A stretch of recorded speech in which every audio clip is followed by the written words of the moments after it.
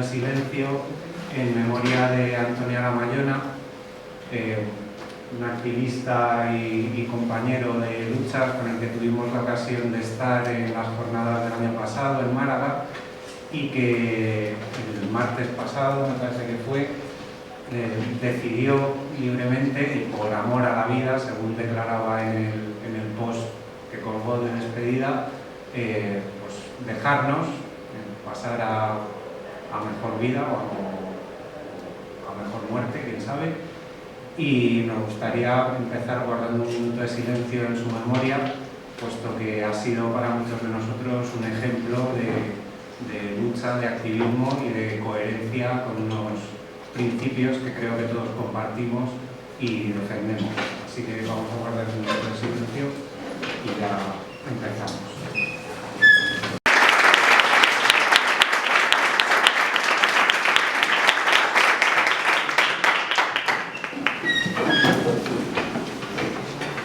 Hemos planteado un grupo de modelo de formación profesional, que es un ámbito que habíamos tocado poco en las anteriores jornadas, y nos parecía importante dedicarle también un tiempo de reflexión. Otro grupo, que ya he mencionado, es el de valores. Se trataría de ver dos cosas: qué valores son los que sí o sí tienen que estar presentes en una educación pública, en un sistema educativo en general, que se tienen que transmitir, y por otro lado, en una parte más práctica, a la hora de aplicar esos valores, pues cómo abordar los problemas de convivencia, los problemas de acción tutorial que surgen en los centros. Luego hemos planteado otro grupo para hablar de los conciertos educativos y de las subcontrataciones, de las formas de privatización más o menos encubierta que estamos viviendo en todos los ámbitos de la educación. Ya en la Carta por la Educación Pública que se ha ido elaborando anteriormente, nuestra postura era tender a una eliminación de la escuela concertada. Se trata de profundizar en ese planteamiento y buscar también argumentos que nos permitan defender esa postura ante la opinión pública. Hemos planteado también otro grupo de escuela rural, que era otro tema que teníamos un poco abandonado en las anteriores jornadas. Nos ha parecido importante tratar este tema, que por cierto también es escaso de gente, pues si alguien quiere también cambiar, porque la escuela rural, sobre todo en comunidades como la nuestra, en Castilla-La Mancha y también en otras, pues muchas veces es la gran olvidada, ¿no? Y tiene problemas específicos, tiene problemas propios que normalmente no suelen aparecer en los distintos documentos y distintos manifiestos que se hacen. Y nos parecía importante tocar ese tema y ver la importancia que tiene para vertebración del territorio, para, en fin, un montón de cosas que aporta la escuela rural y que muchas veces no se valoran lo suficiente. Y por último, el último grupo que habíamos pensado era el grupo de bilingüismo. Es un tema que está también de actualidad, lleva tiempo implantándose en las comunidades autónomas de distinta manera, dependiendo de la comunidad. Y era una ocasión pues, también para intercambiar puntos de vista de cómo está ese tema en distintos territorios y ver si el modelo de bilingüismo que se está intentando imponer, ¿no?, de alguna forma, pues es el que nos vale o responde a las necesidades que creemos o que vemos que puede tener el sistema educativo. A un escenario complicado. Y esto ya es evidente, porque en Madrid ahora mismo los directores se están poniendo a dedo, porque esto lo permite la LOMCE. En Madrid es la comunidad autónoma donde están hechos todos los experimentos. Las primeras jornadas de Galicia, la resolución que sacamos de apoyo fueron dos resoluciones, una Cremona, que llevaban el encierro desde febrero, y la otra la Cipreste Ocupado, que estuvimos encerrados en verano en Madrid. Si hay dos comunidades altamente deterioradas en la educación pública, han sido Valencia y Madrid, y con un caso como el Taula y la pública. Quiero decir, la educación no solo es una cuestión ideológica, es una cuestión de dinero, pero además está muy clara. Entonces, en Madrid vuelven a dar otro paso más. Todo lo que pasa en Madrid, sabéis que luego vuestras comunidades lo vais a sentir de alguna manera. Y entonces ahora mismo, en pleno julio, hay una movilización en contra de esta dedocracia, ¿no? De que los directores estén imponiendo a dedo. A ver, si hay que ser sinceros, sabemos que cuando se aprueba la LOE, ya la LOE nos pone que ya los directores dejan de ser elegidos por los claustros. La comunidad educativa ya no estamos eligiendo los directores.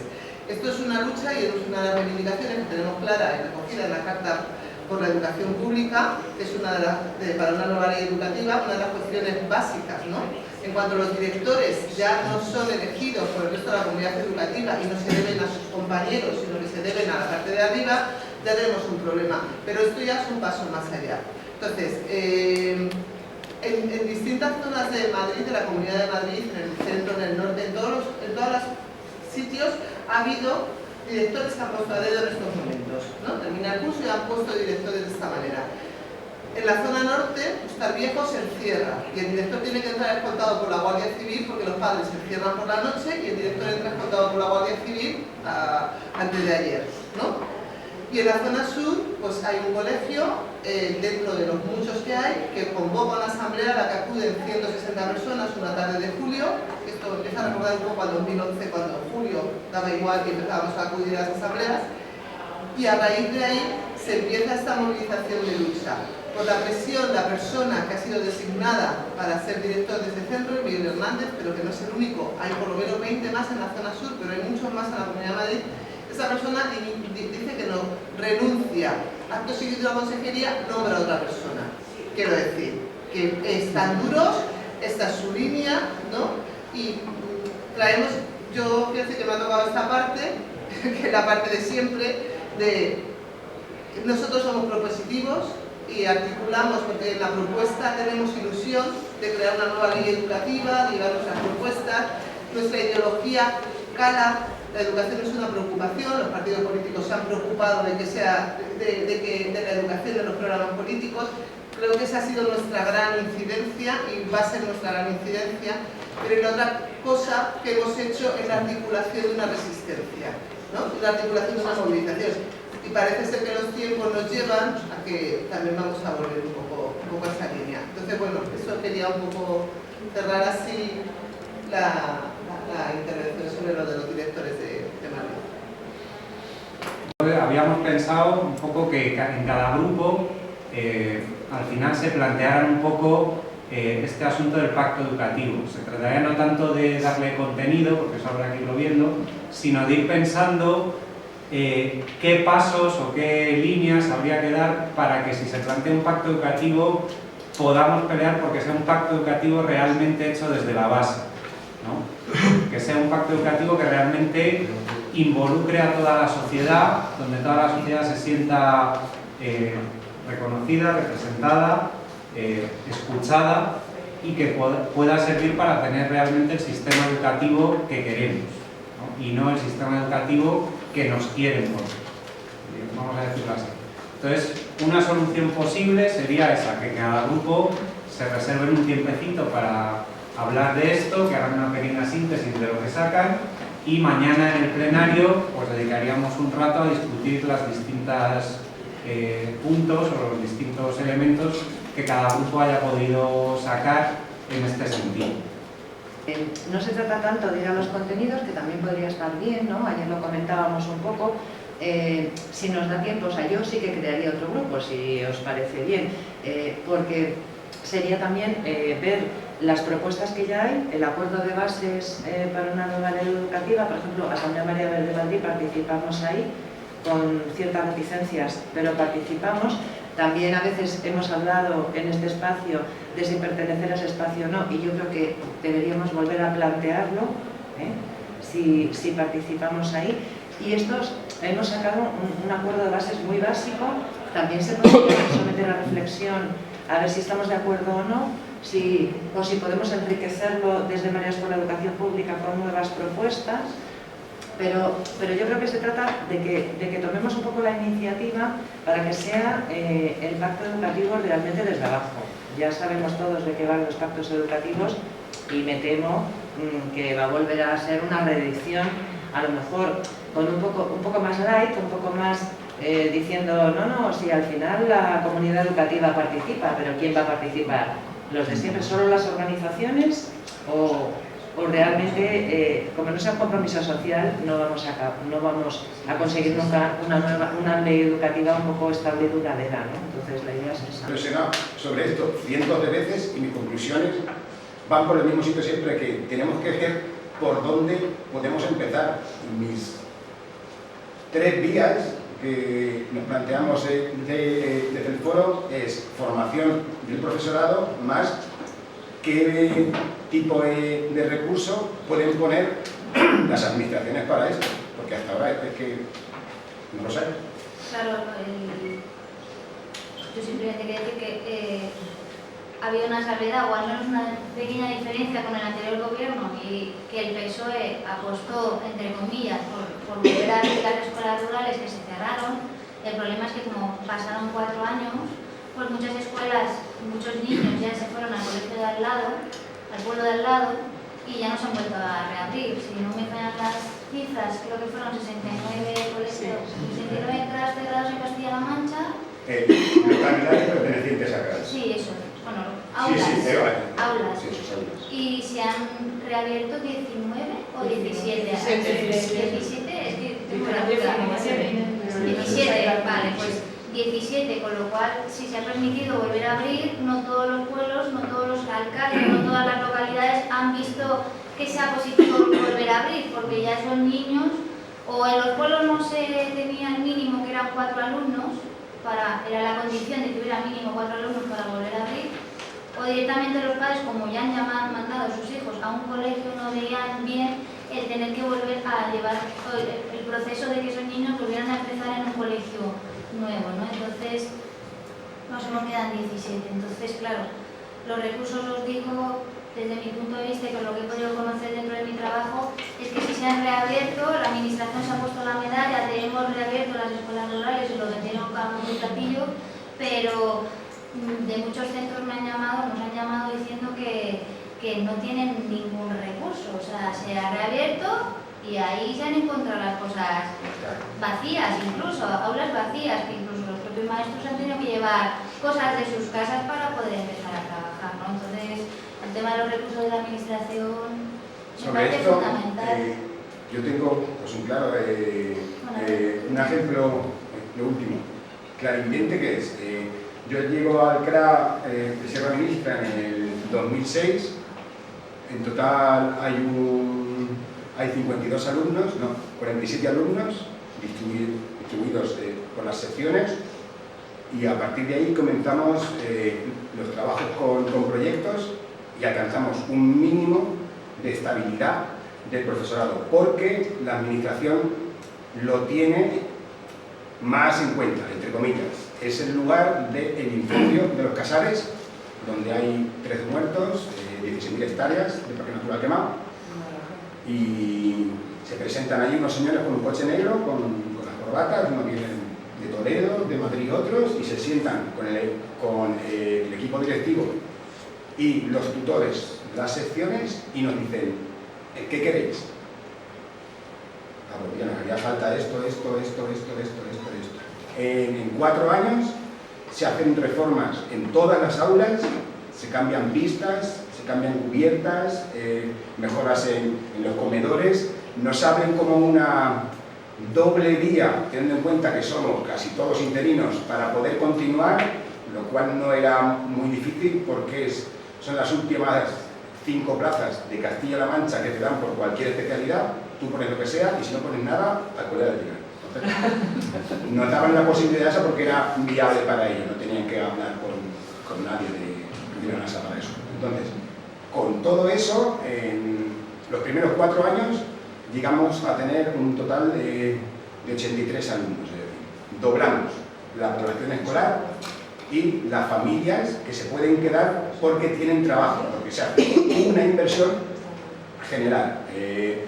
Forestal, caminos, carreteras, un montón de cosas. Y se hace pues ahí todo aquello, ¿no? Después, en las secciones de Anguita, la abrimos con 4 niños, llegamos a tener 12 y el año de los recortes dicen lo siguiente. Parece ahí como que pues, primero sale el supertécnico en educación, Marcial Marín, diciendo que En las escuelas rurales los niños lo están pasando mal porque no tienen las suficientes horas lectivas. Porque si el maestro está ahí y tienes 5 niveles, tienes que dar 5 veces matemáticas, entonces no da tiempo. Es la propuesta suya esa. Entonces, después de eso, se hacen los cierres. Bien. En el primer año, no. En septiembre, a los 3 meses, de los 12 niños, se van 5. En 3 meses. Sigüenza, Molina y Osorio. Después se van 2 más y se quedan 4 y los transportan todos los días por la mañana y por la tarde, es decir, 4 viajes al día hasta Alcolea del Pinar. Suben, los dejan, los traen, comen y por la tarde suben y después vuelven otra vez. Y están así durante un año más. Y ahora se abre. Propuesta, apertura de Anguita. Pues se ha abierto un aula con 4 niños que ya estaban más vinculados con Alcolea del Pinar.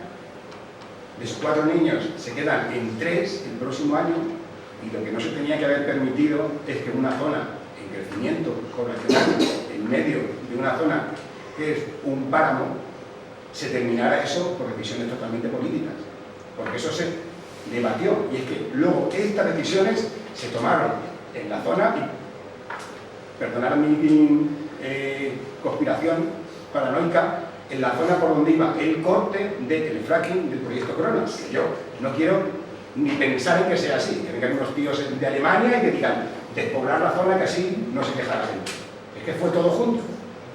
Y es lo que he visto yo, que las propuestas estas después se han hecho en un momento en el que los pueblos semidespoblados ya estaban totalmente despoblados. No tenía sentido ninguno ir a abrir un aula con 4 niños nada más, que tú cerraste antes con 12, cuando estos ya medio los has integrado en otro sitio, a un proyecto que dure durante muchos años, primero empezando el empleo, para que los que están allí se quieran quedar. No sé cómo funciona. Luego, solucionar necesidades estructurales, como una cosa perentoria. La formación del profesorado, pues reabriendo los CRAER o creando una red de recursos. También has hablado de hacer una formación vía... Desde la universidad es necesario, claro. ¿Vale? Luego yo he propuesto vincular la oferta educativa al tejido productivo de la zona. También he propuesto blindar desde la normativa la escuela rural. Hemos hablado de concienciar a las familias de la necesidad del arraigo y en que es su derecho, subrayando esto, el tener una escuela. Y aquí lo que he notado, promover la estabilidad del profesorado en el mundo rural. Pues no sé, incentivar que la gente quiera trabajar allí. ¿Os parece bien como medidas para poner en la carta? ¿Sí? ¿Se aprueba? Y reabrir los CRAER. Reabrir los CRAER, sí. Ya tenemos algo. Empezamos con que, planteando que es imposible concebir una sociedad moderna y democrática sin el papel que juega la universidad y la educación pública en general. Es necesario concebir todas las dimensiones sociales que están en juego, dado que la universidad pública es una fuente esencial de conocimiento, reflexión y motor de igualdad. Gracias a la universidad por la que trabajaron nuestros abuelos y por la que pelearon nuestros padres, en un contexto mucho más difícil y arriesgado que el actual, millones de personas obtienen una formación integral como ciudadanos, que amplía las miras de un pensamiento crítico necesario para una sociedad libre. El modelo del sistema educativo en general y de universidad en particular es un problema que atañe no solo a la comunidad educativa, sino a la sociedad en su conjunto. Cualquier modelo que se proponga implica pensar un modelo de sociedad. Como seres sociales que vivimos en un contexto neoliberal, pretendemos subsistir en una realidad sometida a los imperativos del mercado, de predominancia del individuo, globalización, flexibilidad, competitividad y descentralización. Sin embargo, reivindicamos la actitud crítica ante esta realidad social desde un posicionamiento político y educativo progresista y de recuperación de valores fundamentales para la defensa de lo público. Pues un poco de aquí vamos al meollo. Como la OCDE, a través de su estrategia de competencias, y la Unión Europea, mediante sus estrategias de educación y formación, la 2010 y la 2020, y la creación de un espacio europeo de educación, están implantando un nuevo orden educativo mundial, sometiendo los sistemas educativos en su totalidad a las exigencias de un mercado enloquecido y obligando a la población a adaptar sus vidas a una celeridad destructiva, obviando la necesidad de reflexión crítica. Estas estrategias privatizadoras, tanto exógenas, impulsando la creación de centros privados, como endógenas, implantando modelos de gestión empresarial en las entidades públicas, sirven para crear un mercado educativo fuertemente competitivo y generador de desigualdades. Asimismo, sirven para crear el trabajador flexible y emprendedor que el capitalismo, ahora llamado sociedad del conocimiento, necesita, reduciendo la formación integral de la persona a la empleabilidad y valorización del capital humano. Y ahora ya las propuestas. Frente a este programa político, es necesario traducir la indignación de los sectores más concienciados en esfuerzos y reivindicaciones colectivos que necesariamente han de ser coordinados y cooperativos. Hay que profundizar y ampliar las redes tanto de estudiantes como de profesores y PAS que defienden la universidad pública a nivel nacional e internacional. Puesto que son estrategias internacionales, creemos que la resistencia debe organizarse también o empezar a profundizarse en una resistencia organizada internacionalmente. Es urgente articular un movimiento de oposición al modelo educativo basado en competencia, núcleo de la concepción neoliberal de la educación, y desenmascarar los discursos pedagógicos que lo promueven, a veces bajo retóricas aparentemente progresistas. En este sentido es fundamental continuar y profundizar la batalla por el significado. Esto igual no se entiende bien, pero es que nos salió se puede cambiar la redacción. En las discusiones veíamos que cada vez que hablamos de palabras tipo conocimiento, verdad, formación, etcétera, etcétera, formación integral de la persona, el significado de esas palabras nos lo van robando y lo van adaptando al sentido que le quieren dar desde estos organismos de implantación del programa neoliberal. Entonces considerábamos en el debate que era muy importante plantear la batalla. Claro, plantear la batalla para que no nos roben el significado de esas palabras, o por lo menos pelear porque el significado que tengan no sea el que le quieren dar desde estas instancias globalizadoras. La concepción de la universidad como institución promotora del conocimiento, la igualdad y los valores que eleven el nivel general de la población y cimenten el espacio público democrático. Muy bien. Reversión del Plan Bolonia y del sometimiento de la financiación pública de la investigación a la obtención de financiación privada, puesto que desvirtúa sus objetivos al priorizar los criterios mercantiles sobre los científicos. ¿De acuerdo? Derogación del Real Decreto 420/2015 del 29 de mayo de creación, reconocimiento, autorización y acreditación de universidades y centros universitarios. Es un decreto que sacó el gobierno del PP, que está hecho específicamente para fomentar la creación de universidades privadas, mientras se va recortando la financiación de las públicas. Y por último, el replanteamiento profundo de las funciones de la ANECA, la Agencia Nacional de Evaluación y Cualificación, creo que es, y de los mecanismos de selección del profesorado en el ámbito universitario. Sabéis que ahora para la selección de personal en las universidades se crea una comisión que ni siquiera es especialista del perfil del profesor que se vaya a contratar, sino que es multidisciplinar, y lo único que analizan es la cantidad de publicaciones que ha hecho en revistas científicas, pero ni siquiera se leen porque solo piden aportar la primera página y la última, y el número, el ISSN o el ISBN. Y entonces, digamos que cualifican a los profesores a bulto. Cuanto más papelotes le sostengas, por más cualificado estás, y entonces la plaza es para ti. Bueno, la plaza que no es una plaza cada vez más precaria, los profesores nefasto para la calidad educativa real de la universidad y para el tipo de capacidad. De beca ahora ya no es un derecho, es simplemente una compensación económica por una nota, pero no por una situación de desigualdad de un alumnado que necesita esa cuantía económica para ponerse al mismo nivel del resto. O sea, recuperar el concepto de beca como un derecho del alumnado para partir o tener unas mismas condiciones de igualdad con el resto. O para acercarnos a una universidad pública gratuita real. Nosotros hemos centrado el debate, como veis, en varios puntos, que son los que están en negrita, y luego lo hemos dividido, hemos incluido un análisis o alguna queja, y lo que tenemos subrayado son las conclusiones de las propuestas. El primer tema sobre el que hablamos es formación profesional, la parte educativa y formación para el empleo. Porque aquí destacamos que, siendo cosas que en realidad son semejantes, están poco coordinadas entre sí. Que los profesores que trabajan en un sitio y trabajan en otro tienen perfiles profesionales distintos. Los que trabajan en formación para el empleo no están habilitados para educación y al revés. Entonces, lo que recalcábamos es que es necesario trabajar en la línea de lo que son los centros integrales de formación profesional, que actualmente hay muy pocos, pero que tienen mucho éxito y funcionan muy bien porque aunan todas esas enseñanzas.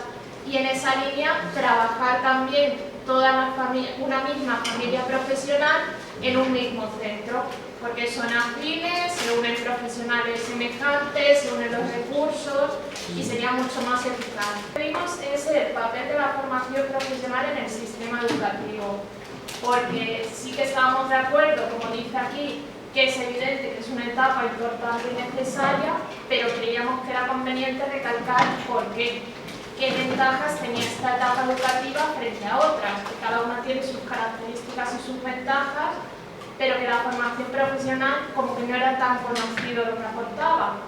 También en esa línea destacamos que echamos en falta dignificar la labor de estos técnicos, que están muy preparados, pero luego no ejercen esos trabajos en las condiciones o con el reconocimiento que deberían. Por eso destacamos la idea de dignificar. Y luego nos centramos en lo que son las ventajas. A modo descriptivo dijimos que es práctica, creativa y vocacional, que es dinámica y flexible, lo que permite que se actualice y adapte con facilidad a los cambios y características del entorno, que es una idea que hemos seguido retomando. La idea de que la formación profesional, precisamente por estas características, debe adaptarse al entorno, no solo el entorno productivo, sino las características de los alumnos, las cualidades, que es otra idea que también retomamos mucho. Es una etapa donde la tasa de inserción laboral suele ser alta. En esa línea hemos incluido que abre y acerca el mercado laboral a los estudiantes. Por el tema de las prácticas suelen estar muy unidas las empresas con la formación profesional. Lo que os decía, luego tenemos permite adaptar la formación y el empleo a las cualidades personales, y eso lo hemos especificado un poco más diciendo que es importante que la administración provea de suficientes plazas y variedad de oferta educativa para que los alumnos puedan elegir lo que mejor se adapte a ellos. Eso ya entramos en la FP básica, que probablemente aquí también debatimos nosotros, pero bueno, intentamos llegar a un consenso. Lo primero que encontramos es que ahora mismo es un cajón desastre porque atiende a una diversidad con unos perfiles que es muy difícil atender dentro del aula. Entonces, entre esos perfiles destacamos los alumnos con problemas de conducta, problemas de aprendizaje, que han estado desescolarizados y recuperan la escolarización, y como previsión que cabe la posibilidad de que alumnos que no superen la reválida de cuarto de ESO se incorporen también a la FP básica. Que esto lo veíamos como otro ejemplo de ese carácter segregador de la LOMCE. Entonces, ¿para cómo atender a este alumno? Bueno, escuchando sobre todo a los profesores que trabajaban en FP básica, claro, lo ideal es que, independientemente de las experiencias pasadas que hubieran tenido, que esos alumnos hubieran recuperado el interés por aprender y estudiar.